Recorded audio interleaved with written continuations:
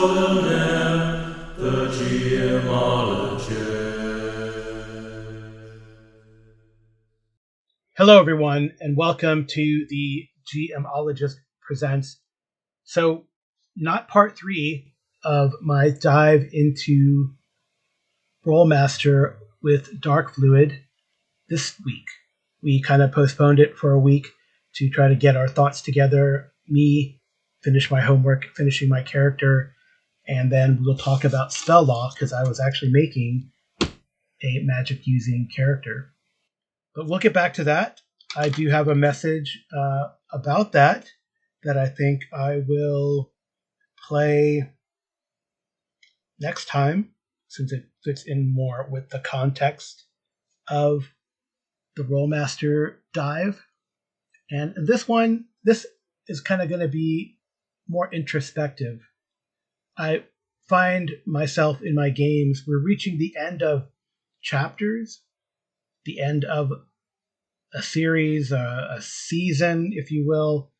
And I ask myself the question, really, what next? And this really became apparent the other day as I record this. So Tuesday, was it the end of an era? We really finished and came to a good stopping point for the season, the year 2000, in our ongoing Twilight 2000 campaign. That campaign has lasted almost 5 years. And what are we going to do next? We found a good stopping point where one of the main characters, well, I guess you'll have to listen to it, but if you don't, because maybe you don't like actual play, one of the main characters decided that she wanted an interesting story arc for her character and decided to have her character become pregnant. She'd gotten married to someone she thought she was dead, and it's kind of a cool, I think, it's a cool love story and an emergent backstory that has evolved through the course of play. And they were married. They've adopted some of the orphans that are so prevalent in the world of Twilight 2000, and now they're having one of their own. So it's a good end to an arc.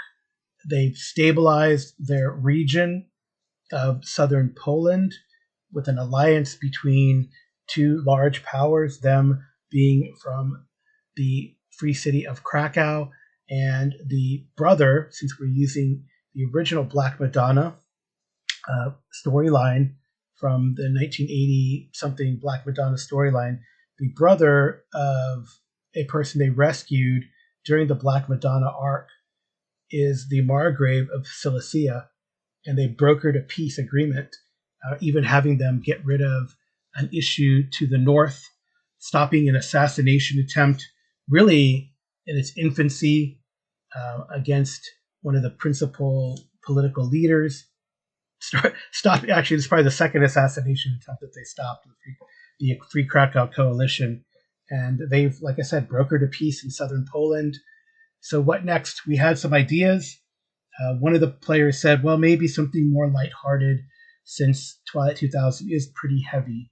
When you think about it, it's a game about survival, reconstructing a devastated world. So we were looking at Land of M. But one of the players also wants to get back to Twilight 2000. So do we then continue the story of southern Poland and its resurgence? We have loose threads of Operation Reset, where one of the players wants to get back to his home country and share this technology, prototype technology, with his people, now that it's been shared in Krakow and southern Poland.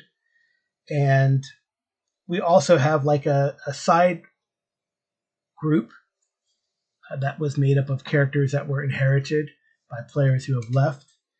And we were going to do the coming home story arc, where the Americans in the European theater get orders or a notice that they have a chance to travel to Bremerhaven, Germany, and take a boat home and see what the hell is going on in the U.S., a divided U.S.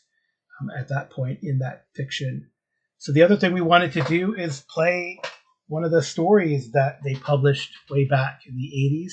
And I've always wanted to run Red Star, Lone Star which takes place in South Texas, where I'm from and where I live, and we know about all these places. So that would be a really fun storyline to run. And I ran like an excerpt of it at BSerCon a couple of years ago. I liked it. I thought it went well. There was good energy from a couple of the players, and I want to continue it. So that's what's on the docket for that. But like, what next? That's the ongoing question. I mean, other games that I was thinking about and whether I would sort of tank them or can them, because you're always thinking. I mean, something that I thought was kind of interesting, and maybe this has also inspired me talking about this, something that was brought up by one of the callers in Jason Weeb's Dungeon Plunger podcast in Unlucky 13, the latest episode. I'll put it in the show notes. Burnout. How do you deal with burnout? And truth be told, I was getting burned out with Traveler, but I feel like we've gotten a new player, right? A new player, and that can inject life into your campaign. And he definitely has. I really appreciated a new player coming in and really helping and inspiring and interacting well with the other players to get this thing going. We're using Mongoose Traveler 2, Mongoose Traveler 2nd edition, and we've been running sort of a behind the claw. I call it Order of the Claw. The player heroes have become banner knights in the realm, in the Imperium. Sort of, what do they call them? They basically became knights because of merit, right? So whether through helping the Imperium, heroic deeds, or art and literature being noted, kind of much like you see people knighted in the UK today for that kind of stuff. But they're kind of not hereditary nobles, but raised into nobility, as it were. And I think that's been really neat. It gives the player characters a lot of freedom. Really, they don't have a mortgage over their heads. They still have expenses, right? They have a group that they need to pay, and I think it's continuing. We're running Mysteries of the Ancients, and I don't know if you can run mysteries. There's like mysteries, secrets, and then Wrath of the Ancients that Mongoose Traveler 2nd edition authors have published. I don't know if you can do them sequentially because you become extremely powerful by then, and it'd take a really long time. So I don't know if we're into that and how things will go. Really, we just like player characters have said time and time again. We just like traveling to a new system and seeing what the hell happens, right? So most recently, they had an adventure where they were contacted by the ISS. So the ISS can stand for Imperial Starship, Imperial Scout Service, but it's also Imperial Security Service or something, who works with the Scouts. And they asked if, since they're nobles, if they could do us a favor, contact these other nobles and get a noble who they was allegedly, well, there is video evidence that this noble murdered somebody, and they were to get him off world so that he could be arrested. And it was a really neat, not a lot of fighting. Like, they didn't kidnap the guy; they just talked him into leaving the planet. So I think that was a really neat little adventure, and that's the kind of side adventures that we've had time and time again in our Order of the Claw campaign. And also, I just started, I don't know, I ran a game just on a whim spontaneously for May Day. May 1st is Traveler Day in that RPG community. And I've always wanted to run the Sky Raiders trilogy by the Keith brothers from way back, Game Lords. I think is it Game Lords or FASA, one of those two. Anyway, someone will tell me. But I wanted to run it. It's originally a classic Traveler adventure, but I mean, Mongoose Traveler is pretty easily backwards compatible. So a couple of my regular players joined me to start that out, and it was a really neat planning session. It's so interesting and important in Traveler, and some players really get into the planning phase, and before we get into the action. So hopefully we can play that again. It was a really fun part one, and I thought the players were excited. It excited me because it's a really neat adventure, at least the first one's Legend of the Sky Raiders. So that was pretty cool.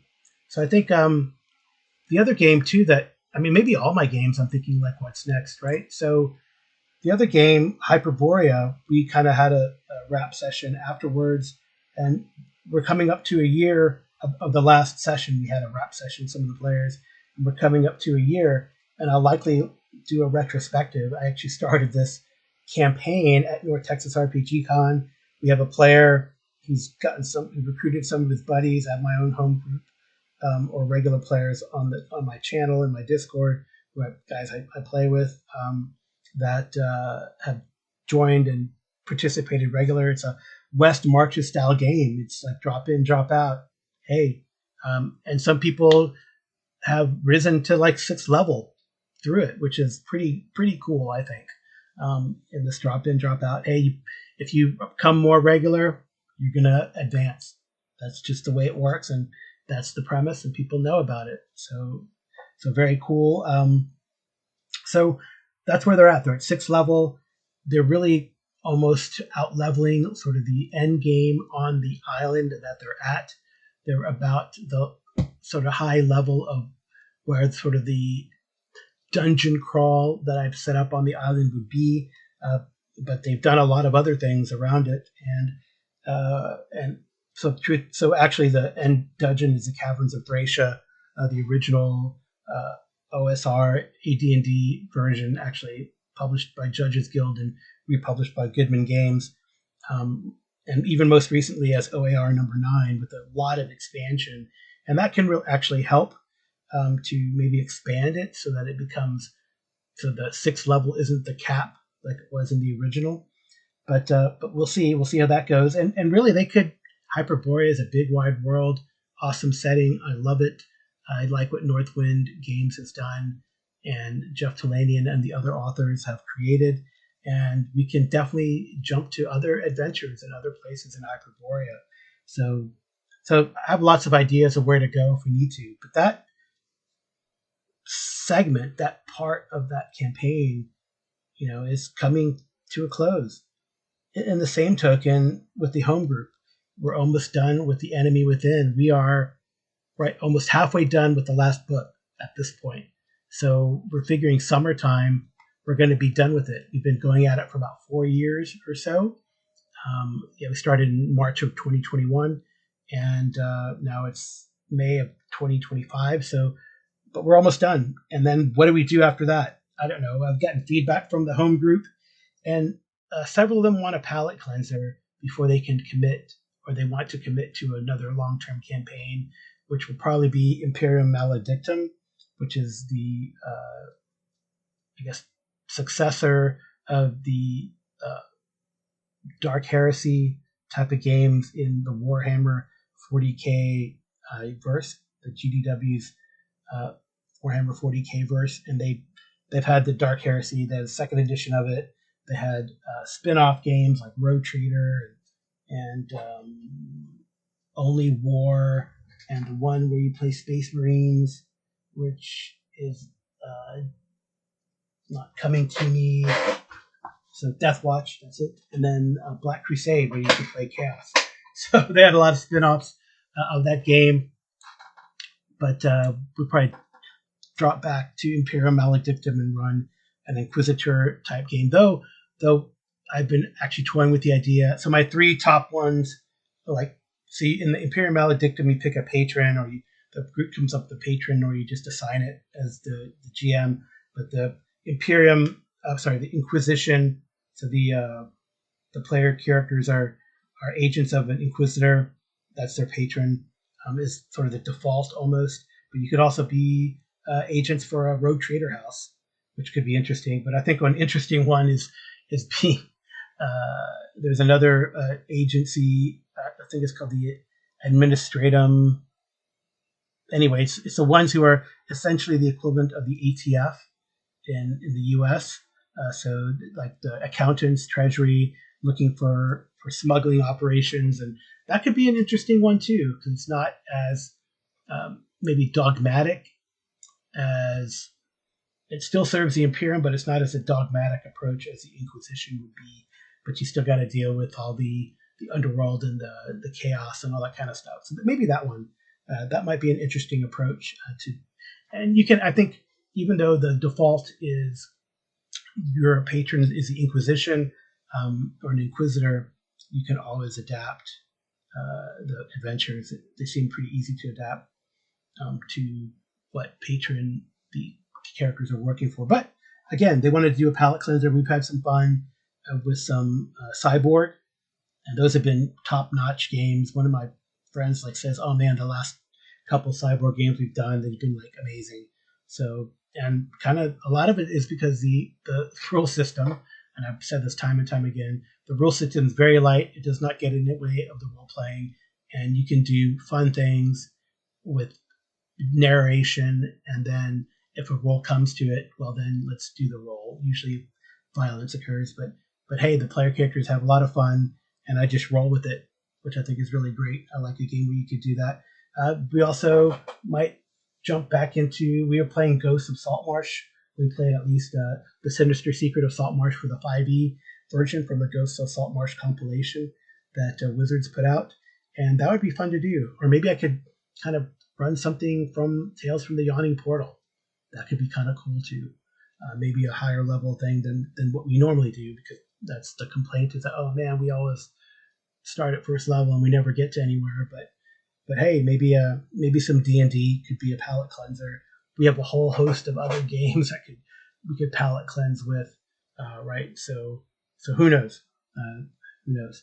So on Fridays I've been running Masks of Nyarlathotep, and we're coming. I think we have one more session until we finish sort of the Peru, which I've changed to Germania since I'm running it in Roman times and using Cohor's Cthulhu rule set to do that. It's really fun to just run Masks. I've attempted to run Masks a couple times, and both of them sort of came to a halt in the UK part, England. Maybe I've mentioned that before. But here they have a prologue, and then the tale continues some 5 years later. Everybody worked out what the time frame is going to be in the Roman times versus the classic Call of Cthulhu 1920s times. And Cohor is really, I think, is conducive to the sort of pulpy action type of feel, but it's still dangerous, still pretty dangerous, which I think is kind of neat. So we'll see. I don't know if I'll run an adventure in between the time I start. If we start the New York chapter, which New York will be set in Rome, or I don't know if we'll just go right to it, or have another adventure, just kind of maybe introducing some of the NPCs that they might run into later. Like they've had a run-in with these guys in the past. I think that might be kind of cool. And I have a couple Cohorts adventures that I have in mind to maybe stay in Germania for a little bit longer and then go down to Rome, or return to Rome, as it were. So yeah, I think Masks is done really well. And again, I asked the question, what's next after we finish the Peru/Germania chapter? One Ring, I think right now, One Ring and AD&D, my weekend games, as it were, my two favorite games right now. I just have such good groups, two amazing players, in my opinion, who it really helps that they understand the vibe of this late Third Age period between sort of The Hobbit and the start of the Lord of the Rings. So that whole Cold War before the Hot War begins in the War of the Ring in the late Third Age, and the players really, I feel, understand the world, right? That the world is, in a way, it's not post-apocalyptic, but there's a sense of dread. There's a sense of dread of a change in the air, and I think the players really get it. I have two great players in that game, and man, I can't believe we're on session 9. So there's no what's next is easy for that one. We just keep going. I don't know exactly what we're going to run or how we're going to go, but they definitely have a storyline that they're going to follow, helped by one of the player characters actually being able to have enough wisdom, that's the actual stat, wisdom and fortitude in their core being to be able to look into the Stone of the Lindel and see what might be what might happen in the future. And now they have like sort of almost like a, well, maybe we can stop this kind of stuff. So we'll pursue that, or we'll pursue other things in the world. The I It's such a rich, when you look at the body of Tolkien's work and all the addendums from the estate that have happened, right? The Unfinished Tales, all of those things, the Silmarillion, the appendices, the Return of the King. It's such a rich world, and not to mention, right, the role playing games such as Middle Earth role playing game, which has a lot of information that has been distilled from all these sources, and some original material as well, with things that the Tolkien's letters or writings, notes never picked up. So it's such a rich world, and you could do a lot of things in. And if we take maybe a break or do like a war story in that game, one of the players has said, well, I have this idea and it sounds really amazing. So maybe if we do like take a short pause, maybe we're coming up to Yule. I think we have one more one more adventuring phase until we get to the Yule tide. So the nominal start date is 2965. So this will be 2965 into 66. So some 45, is that right? 45 years after the events of The Hobbit and the Battle of the Five Armies. So, yeah, I think that should be, oh no, sorry, my bad. 25 years, not 40 something, 25 years after those events. So it's like kind of smack dab in the middle between The Hobbit and the Lord of the Rings. So, yeah, the player wants to try something out. So we might do that, which would be kind of neat to be as sort of an addendum or a side story to our ongoing One Ring campaign. AD&D, we are almost done with book one of, well, it's D0, A0, no, A0, called Danger at Darkshelf Quarry. It's a adventure written in 1999, but using AD&D by Skip Williams, who kind of put in the level 1 to 3 adventure before the slave pits of the Undercity, which is A1, 4 through 7th level. So the characters will be there. So I don't know if we're going to jump right into slave pits of the Undercity. So what I've done, sort of house ruled, that they haven't really trained yet. So there still is a backlog of training that needs to get done. And that might take a while based on the amount of money that they have or don't have, or have to make in order to level up, right? So I don't know how strict I'm going to be about it, but we'll see if we even use like the rating system or not. But what I've allowed them to do is at least get their hit points back, and then they need to train to get the rest of the stuff. So at least it gives them like almost like a pseudo leveling, so that they're not murdered by the creatures that are further down below, because it's just different. It's like an ongoing event. You can't just kind of, right, it doesn't make sense to go into the dungeon and then fall back, because then the bad guys are going to reinforce it. So if you can keep going, you just keep going, but they shouldn't be punished for clearing out the dungeon XP wise. Now leveling wise, still, like I said, they have to make it up, and they are keeping a ledger, which is funny, of how much they are going to need. So I think it's pretty cool. So yeah, that's what's next for me. And let me take a pause here and get a drink, clean my palate, have a little transition, and talk about, well, what's next for Carl, and what's coming up here in the future. I'll be right back.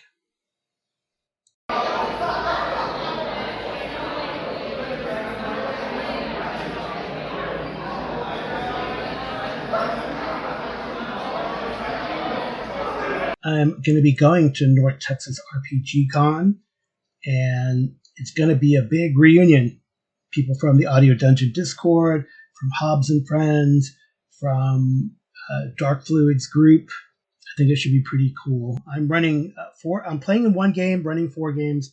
The game I'm playing in, is it the Attack of the Radioactive Hamsters? Yes, I'm playing in the Attack of the Radioactive Hamsters from a planet near Mars. So that should be really enjoyable. And I will be running, like I said, 4 games. So I'm going to be running The Shadow of the Wizard, which is a Hyperborea game, and Mountain of the Gods, which is a Traveler game. And those are going to be, although I'm going to not be using Mongoose Traveler 2, I'll probably be using Cepheus. And those are going to be Saturday in the morning and afternoon. And then Friday, it's kind of funny how they set these up. Friday, I'm going to be running a game called The Song of Roland, and that is going to be for Pendragon. But it's going to take place in the Dark Tower verse, kind of before the fall of, not Midgard, it is called Gilead. Not the Handmaid's Tale Gilead, it's like Gideon, but the Stephen King Gilead. And then Friday morning, that's Friday afternoon, Friday morning, I had scheduled to run Operation Jersey Devil, which is a World War II Operation White Box with superheroes. But so far, no one signed up for it, so I don't know if that will even take place. I've kept my nights open for open play and having fun. So we'll see how things go. So that's like Thursday. Yeah, Thursday, Friday, Saturday, and Sunday. Although Sunday I might jump in. There's a fun thing that happens on Sunday with Hyperborea, and I'll probably jump in and have something ready for that as well. And then that's the first week of June, and then the last week or the week after that is online, A Weekend with Good Friends, and I'll try to reprise the Song of Roland, the Pendragon game, and then also run a Cohorts Cthulhu game that I've run before. I ran at BSerCon, the Lost Eagle. So that should be pretty fun. And that's what's happening. And that's maybe what's next. So thank you all for listening. This has been the GMologist Presents. Hey, send me some feedback, any suggestions, other than, hey, don't run so many games. I'll be okay, noted, but I'm going to run games. So send me feedback, gmologist@gmail.com. Drop me a line on the Discord, like a DM, or you can leave a message on the SpeakPipe account that is attached to the show. My wife, Amy Lee, does the cover clip art, and the intro and outro music are by TJ. So without further ado, good night and good rolling.